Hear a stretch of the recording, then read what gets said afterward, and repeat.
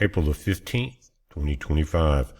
Guys, I just came in and sat down for a moment. I was outside. We're trying to get one of the dog houses ready, the air conditioning cleaned and things like that. It's going to get hot before you know it. And I got real dizzy real quick, and my ears started ringing after I came in and sat down. But I said, let me check this. And we were talking about the timing, according to UTC time, of this incoming CME was 7 p.m. tonight, but it's come in about 5 hours early. And you're looking at it now. Here is where the shields opened up. Remember, if you didn't see the video before this, the the black line, which they call the BT line, and then the red one is the BZ line. It has to do with the polarity of our shields and the incoming polarity of the solar winds.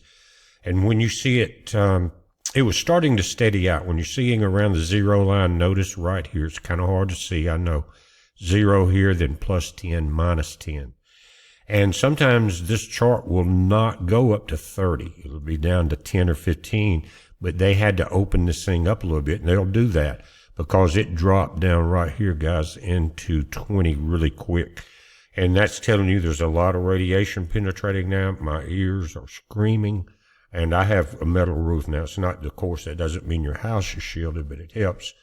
But if you guys, I want to know in the comments, are you guys feeling the change like I am? Because it is a known fact that it happens. And it's important to realize that. Let me scroll this down. But again, right here, when everything dropped this far, that's when there was an opening. When it went minus, quickly jumped to plus, then minus when it opened. Look at that right there, and you can tell it here. But the density increased quite a bit. Look at this. Usually you'll see it go from 1, 5, 10 to 15. But this thing, guys, look. So we're looking at peaks at 52.47. And again, 1520 is strong. So it was much higher. And that's the impact, the amount of density of protons in that cloud that is coming at our planet. Notice a sudden drop, and then it starts to come back near normal. Now, the solar wind speed also jumped.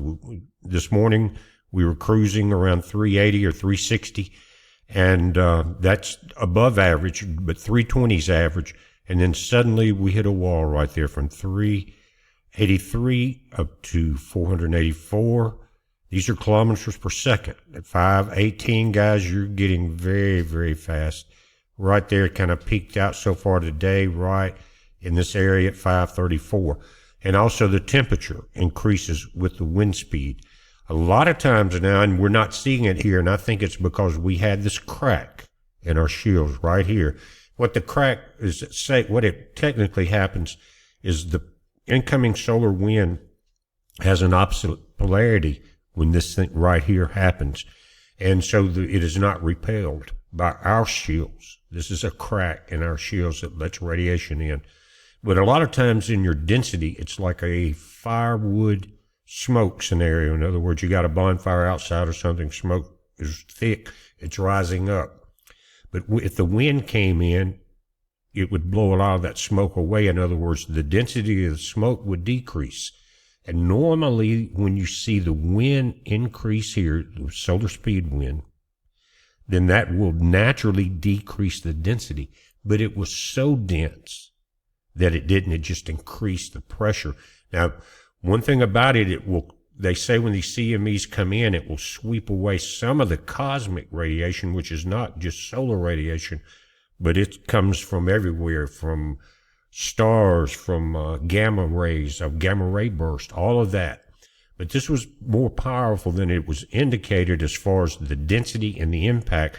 Now, it didn't jump up. We've seen it go above 700 and 800 a few times, and you're well over 1 million miles per hour at that point.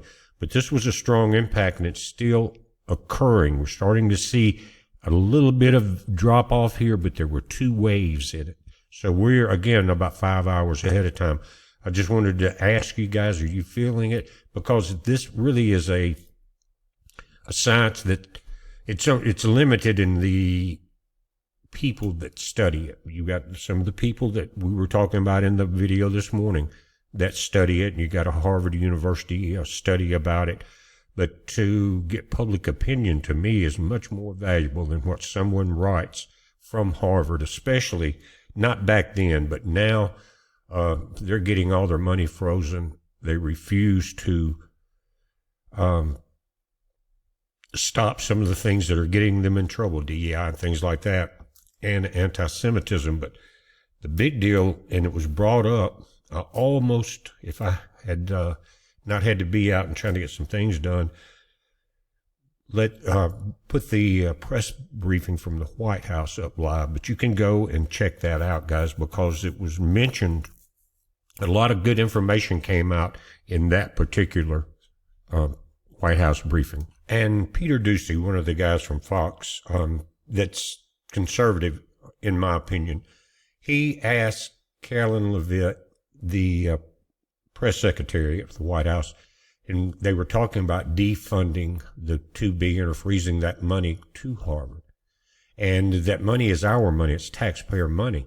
And he brought in, while she was talking, in my head, I'm thinking, why are we giving these huge universities taxpayer money when it already costs you an arm and a leg to go there? Why are we supplying all of that money? And a lot of us can't afford to get our own kids or grandkids in a decent school at all, much less Harvard, which is not decent anymore. That's why they don't mind defunding it or freezing the funds. But he said, why aren't we funding that? And then Carolyn Levitt said, exactly, Peter. Why are we doing this to these universities when all they're doing is corrupting the education system so that we have a lot of protesters, basically, when it's all said and done, that are humble sheep to vote with the Democrats and tear up, and kind of like the locust army in the end times of Revelation, unleashed.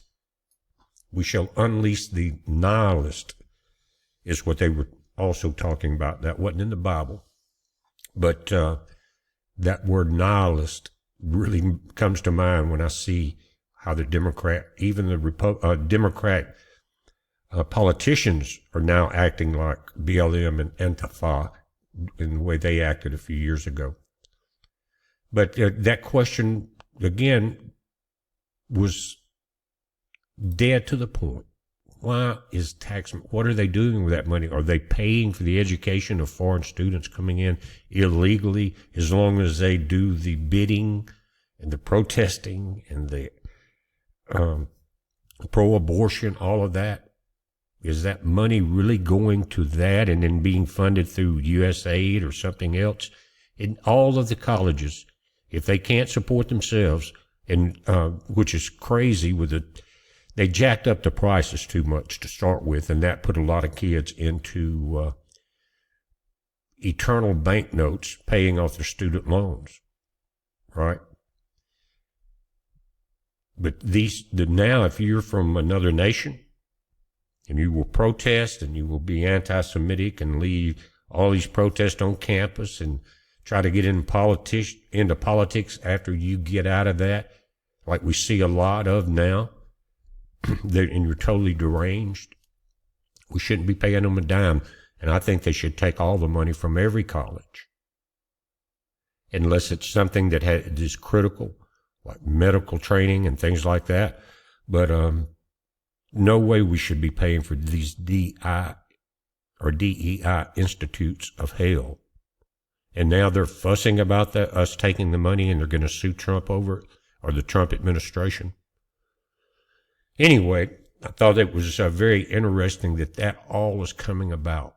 And thank goodness for Doge and the ability to get in there and get these records and see more about it. I think what's going to happen now with Harvard and the other ones is, because they're complaining, I think the computer systems and the software systems that's being used has already shown what they're doing. We may not know it all, but somebody does, and that will come into light pretty quickly once they decide they better get on board with the program, or either just shut them down. We're not getting anything out of these institutes of higher learning right now. Most of the people I know work hard. A lot of them went to tech schools and things like that to be electricians and engineers even. And so, and they work, and but they always could take care of their families. And that generation is getting a little older now, but there's still some good ones out there. We're seeing it. But again, defund it. Take all of their money. If the kids, back in my day, and I got out of school in the early 70s and got out of college in the late 70s, if you had good grades, you didn't have a student loan. I never had one. My grades in high school were good enough to get me in, but then then I kept a 4.0 for 6 years because I loved what I was doing with electronics and recording engineering, broadcast communications. That's the courses I was taking. It was all part of a larger program from 2 different schools, but it had to do with broadcast communication, electronics, and recording or audio engineering. And I've always been able to use every bit of it. And I've done a lot of other things. And the people that are listening to me right now, many of you are relating to what I'm talking about. All of these billions of dollars going to teach BLM and Antifa how to protest and tear down the nation. That's worse than or as bad as what we were seeing with USAID. But anyway, enough of that rant. Guys, put in the comments, if you would, if you're feeling this solar storm. It's part of research. Heads up, be safe.